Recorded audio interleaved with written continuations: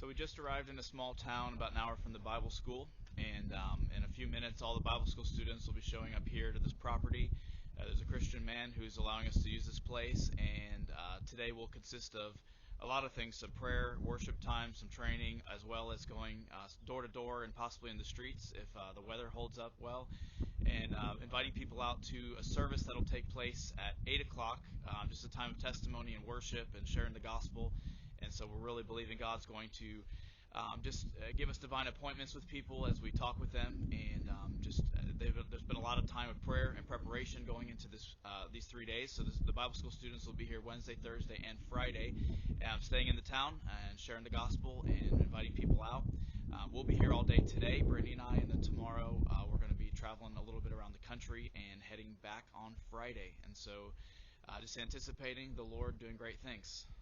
So we're here at the meeting place, and teams just went out for the last couple hours, so we got together, we had a little time of devotion and prayer, and then sent out teams all around the area. They picked maps and went door to door and started knocking on houses. Brittany and I stayed with a couple of the students to pray, just because the language barrier might have been a little difficult during knocking on people's doors, and so we stayed back. And it's really cool because while we prayed, the team had a group conversation going that could give us requests, and so we were able to hear what the Lord was doing and pray for specific people that they encountered. And so a lot of people were able to hear the gospel and be ministered to, and some of them said they might come out tonight, so we're looking forward to seeing who comes, and just really excited about what God's doing. And we're going to go out, we'll have lunch in a little bit, and then we'll go out this afternoon. We're going to hit some of the public places, some of the marketplaces and things to have a chance to talk. So we'll go out with them and share the gospel. And then tonight at 8 o'clock, they'll have a worship service here,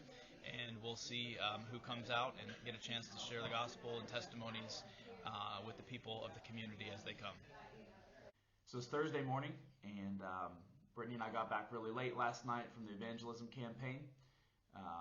Today we're going to see a couple things. We're going to go to the Corrigan Boom House and see a couple sites, and then we have dinner with Arian Bond, the leader of a Christian movement in the country called Heart Cry. Looking forward to seeing him and having some fellowship. Yesterday we had a long day at the evangelism campaign. We went to a town close to an hour away, and we were there all day.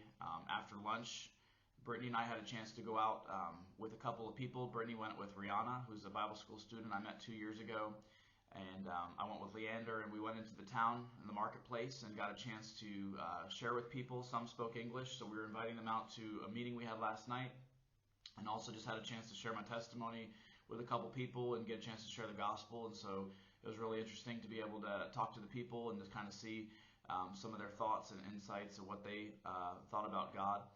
And then last night we had a service. There's quite a few people that showed up, and I got a chance to speak. And so I shared from John 4, just a short message about the lady at the well, and how she responded to Jesus when she had an encounter with him, and how she shared her faith immediately with everyone she knew, and talked about how that's the normal Christian life, that evangelism should be a lifestyle.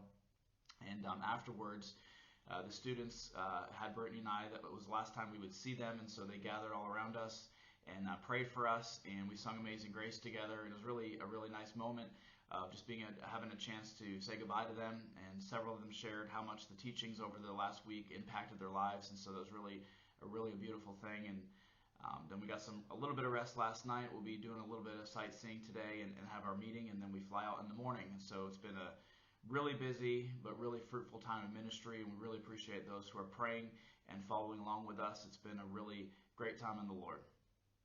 So we just touched down in Minnesota. On our way back, we just had a 9-hour flight from Amsterdam.